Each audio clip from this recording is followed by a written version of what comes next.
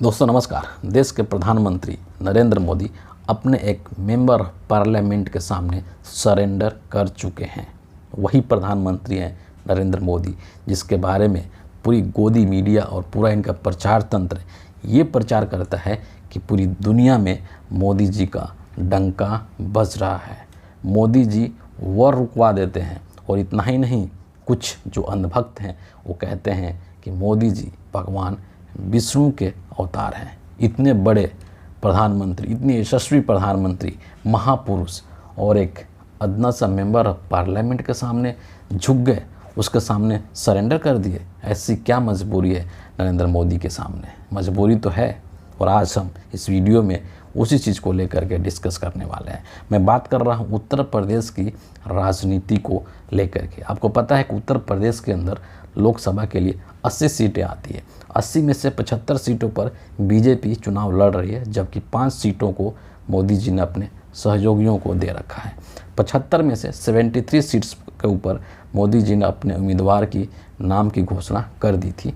2 seat बाकी थी, एक रायबरेली की सीट और दूसरा कैसरगंज की सीट। लेकिन आज बीजेपी ने इन दोनों ही सीटों पर, यानी कि रायबरेली और कैसरगंज की सीट पर अपने उम्मीदवारों के नामों की घोषणा कर दी है। और यहाँ पर हुआ वही है, खास करके कैसरगंज लोकसभा सीट को लेकर के मैं ये कह रहा हूँ, जिसकी कि अंदेशा पहले से लगाया जा रहा था और हमने भी अपने पहले की वीडियो में इस बात पे चर्चा की थी। वही चीज़ आज यहाँ पर कैसरगंज लोकसभा सीट पर देखने को मिला है। पहले हम लोग बात करते हैं रायबरेली के सीट के बारे में। रायबरेली की सीट आपको पता है कि उत्तर प्रदेश का राजनीति के अंदर एक हॉट सीट है, और यहाँ से सोनिया गांधी जी पहले एमपी हुआ करती थी, फिर उन्होंने ये सीट को छोड़ दिया और राजस्थान से वो अब राज्यसभा की सदस्य हैं। जब से वो राज्यसभा में गई तब से इस सीट को लेकर के चर्चा चल रहा था कि इस सीट पर से कांग्रेस पार्टी की तरफ से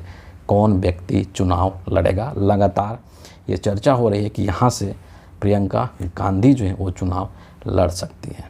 बहरहाल यहाँ पर हम बात कर रहे हैं बीजेपी के लिए, और बीजेपी रायबरेली से जिस व्यक्ति का इन्होंने वहाँ पर उम्मीदवार जिस व्यक्ति को बनाया है उसका नाम दिनेश प्रताप सिंह है।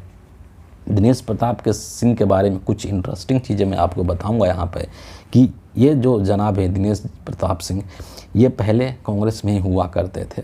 2018 में इन्होंने कांग्रेस को छोड़ करके बीजेपी ज्वाइन किया, और इससे भी पहले ये समाजवादी पार्टी में भी रह चुके हैं और मायावती जी का जो बहुजन समाज पार्टी है उसमें भी रह चुके हैं। फिर ये 2018 में कांग्रेस पार्टी को छोड़ करके बीजेपी में ये चले जाते हैं। 2019 में बीजेपी इनको लोकसभा का टिकट दे देती है रायबरेली से। आपको पता है बाहर से आए हुए नेताओं को मोदी जी फूल माला पहना करके स्वागत करते हैं। जो व्यक्ति अपनी पूरी ज़िंदगी खपा देता है बीजेपी के लिए, 20 वर्ष 30 वर्ष 40 वर्ष से जो व्यक्ति बीजेपी की सेवा कर रहा है, काम कर रहा है, उसको भले मोदी जी टिकट नहीं दे, उसका टिकट भले मोदी जी काट देते हैं, लेकिन जो दूसरी पार्टी को छोड़ करके जब नेता आता है तो मोदी जी उसका बहुत ही आवभगत करते हैं, बहुत ही स्वागत करते हैं। दिनेश प्रताप सिंह के साथ भी यही हुआ। 2018 में जब ये कांग्रेस छोड़ करके बीजेपी में शामिल हुए, अगले ही साल 2019 के लोकसभा चुनाव में बीजेपी ने दिनेश प्रताप सिंह को टिकट दे दिया। कहाँ से? रायबरेली से, सोनिया गांधी के अपोजिट, सोनिया गांधी के अगेंस्ट में। नतीजा क्या हुआ? चुनाव तो लड़े भाई साहब, लेकिन वहाँ पर ये तकरीबन 1,60,000 वोट से हार गए थे। सोनिया गांधी जी वहाँ पर जीत गई थी। इसके बाद इनको अभी जो है यूपी सरकार के अंदर ये एमएलसी हैं, जोगी जी के मंत्रालय में इनको मंत्री पद भी दिया गया है, और एक बार फिर से चुनाव 2019 में हारने के बावजूद भी एक बार फिर से इनको यहाँ से रायबरेली से उम्मीदवार बना दिया गया है बीजेपी के द्वारा। अब चूँकि जो हवा चल रही है कि रायबरेली से प्रियंका गांधी चुनाव लड़ने वाली हैं, इसकी बहुत प्रबल संभावना है और लगभग ये तय है।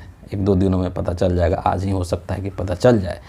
तो अब ये भाई साहब पहले से ही अपनी भूमिका तैयार कर रहे हैं, और इन्होंने नॉमिनेशन के बाद इनका नाम जब अनाउंस हो गया उसके बाद तुरंत इन्होंने प्रियंका गांधी के ऊपर हमला बोलना शुरू कर दिया, क्योंकि उनको ऐसा लगता है कि मेरा जो मुकाबला है वो प्रियंका गांधी से ही होने वाला है। तो फटाक से भाई साहब प्रियंका गांधी को एक संस्कार विहीन और अपरिपक्व महिला का दर्जा दे दिया। ये जो चंद बातें थी वो दिनेश प्रताप सिंह के बारे में थी, रायबरेली सीट को लेकर के। असली जो हमारा मुद्दा है वो कैसरगंज लोकसभा सीट है। आपको पता है कि कैसरगंज लोकसभा से जो बीजेपी के एमपी थे वो बृजभूषण शरण सिंह थे। ये वही बृजभूषण है जिनके ऊपर महिला पहलवानों का यौन शोषण करने का आरोप है। और जब से ये आरोप लगा था और उस समय से जो है ये जो न्यूज़ था ये एक तरह से पूरा एक अंतर्राष्ट्रीय न्यूज़ बन चुका था, इंटरनेशनल न्यूज़ बन चुका था। और देश के मीडिया में भले इसकी चर्चा हो चाहे ना हो, लेकिन इंटरनेशनल मीडिया में इसकी चर्चा बहुत हुई, क्योंकि वो जो महिलाएं थी, वो जो पहलवान बेटियां थी, वो एक अंतर्राष्ट्रीय ख्याति प्राप्त खिलाड़ी थी। और इसीलिए जो बृजभूषण का जो मामला था, कुश्ती संघ के अध्यक्ष के तौर पर जिस तरीके से इन्होंने इन खिलाड़ियों के साथ दुष्व्यवहार किया था, जिस तरीके से इनका यौन शोषण किया था, वो एक तरीके से बीजेपी को बहुत किरकिरी हुआ था अंतर्राष्ट्रीय स्तर पर। मोदी जी की बहुत किरकिरी हुई थी अंतर्राष्ट्रीय स्तर पर। और जिस तरीके से इन महिला पहलवानों ने अपने मेडल को सड़क पर छोड़ दिया था प्रधानमंत्री के घर के सामने, उससे भी भारत सरकार की, मोदी सरकार की बहुत बेइज्जती और बहुत बदनामी हुई थी। उसी वक्त से ये बात चल रहा था कि क्या जब 2024 का लोकसभा चुनाव होगा तो क्या नरेंद्र मोदी दोबारा से बृजभूषण को कैसरगंज से टिकट देंगे। इस चीज़ को लेकर के अक्सर बातें हो रही थी। और इसका एक जो दूसरा जो पहलू था जिसको लेकर के चर्चा हो रही थी कि चूँकि जो बृजभूषण शरण सिंह है, इनका अपना क्षेत्र में जो कैसरगंज लोकसभा जो क्षेत्र है न, उस क्षेत्र पर बहुत ज़्यादा प्रभावी है, बल्कि उसके आसपास के जो क्षेत्र हैं उन क्षेत्रों पर भी बृजभूषण का एक अच्छा खासा प्रभाव है कई जगहों पे। तो राजनीतिक तौर पर एक बहुत ही प्रभावशाली व्यक्ति हैं बृजभूषण शरण सिंह। और 2024 के अंदर जो वास्तु स्थिति है 2 चरण के चुनाव के बाद, उससे यही निकल कर के आ रहा है कि नरेंद्र मोदी की स्थिति बहुत ही पतली है और जो बहुमत का आंकड़ा है वहाँ भी नरेंद्र मोदी नहीं पहुँच रहे हैं। एक एक सीट के लाले पड़े हुए मोदी जी को। तो जब मोदी जी की हालत इतनी ख़राब है, वैसी स्थिति में एक इतना प्रभावी व्यक्ति को ये कैसे बाहर कर सकते हैं, कैसे उसको बीजेपी से हटा सकते हैं, कैसे उसका टिकट काट सकते हैं। बिल्कुल ये असंभव था। और यही हुआ जब बृजभूषण शरण सिंह को तकनीकी तौर पर, टेक्निकली जो है टिकट काट दिया गया है। बृजभूषण को टिकट नहीं दिया गया है, लेकिन टिकट दिया क्या किसको गया है, तो बृजभूषण के बेटे को टिकट दिया गया है। मतलब बाप का टिकट काट करके और बेटे के नाम पर कैसरगंज लोकसभा सीट का टिकट दे दिया। विधायक तो परिवार का ही बनेगा, बाप नहीं बनेगा, बेटा बनेगा। यही तो मोदी जी का तरीका है लोगों को बेवकूफ़ बनाने का है। मैसेज ये जाएगा कि देखो देखो उसके ऊपर यौन शोषण का आरोप था तो हमने उसको टिकट नहीं दिया। लेकिन ऐसा नहीं कि वो टिकट किसी और को मिल गया, वो टिकट उसी घर में है, उसी बाप के बेटे को दिया गया है। मैं आपको बता दूं कि जो बृजभूषण शरण सिंह है, इनके 2 बेटे हैं। एक का नाम प्रतीक भूषण सिंह है और जो दूसरा है वो करण भूषण सिंह है। जो प्रतीक भूषण है वो ऑलरेडी गोंडा क्षेत्र से एमएलए है, विधायक है। और जो दूसरा बेटा है करण भूषण सिंह, इसी को कैसरगंज लोकसभा से टिकट बीजेपी ने दिया है, नरेंद्र मोदी ने दिया है।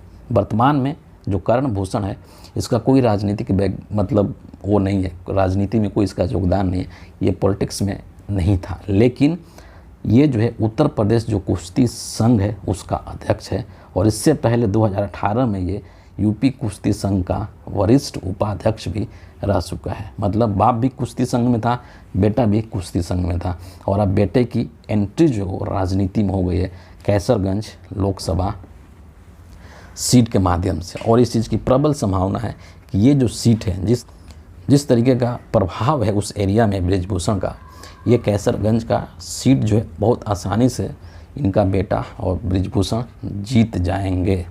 यहाँ पर एक चीज़ जो बजरंग पूनिया है, जब ये बृजभूषण के बेटे को टिकट दिया गया तो इस पर बजरंग पूनिया ने एक ट्वीट किया है। उस ट्वीट को मैं आपसे शेयर करूँगा, फिर आगे 1-2 बातें और मैं यहाँ पर रखूँगा। बजरंग पूनिया क्या कह रहे हैं कि बीजेपी अपने आप को दुनिया की सबसे बड़ी पार्टी मानती है, पर अपने लाखों कार्यकर्ताओं में से बृजभूषण के बेटे को टिकट दिया, वह भी जब प्रज्वल रेवन्ना के मामले पर बीजेपी घिरी हुई है। ये रेवन्ना कर्नाटक का बात कर रहे हैं, जिसने कि महिलाओं के साथ दुष्व्यवहार किया है। आगे कहते हैं कि पंजाब हरियाणा के आंदोलनों में एक नारा यहाँ के लोग लगाते हैं, सरकारों से न आस करो, अपनी रखवाली आप करो।